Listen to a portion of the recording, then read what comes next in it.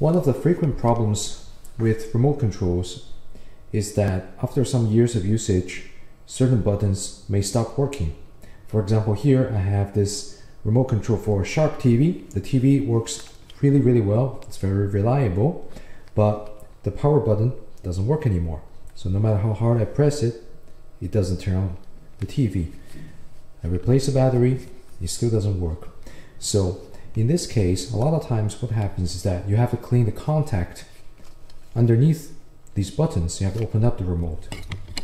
So on this remote control, the power button is this one, and this is the corresponding button to it, and the conductive coating on this side of the rubber has been worn off. So I can try some other button from here to align with this button, and when I need to turn on the TV or when I need to program another remote to copy this one, this is how I get it to work. So here I have the number 7 aligned where the power button is on the circuit, and I'm just going to point it to the transceiver, and you can see immediately the TV turns on.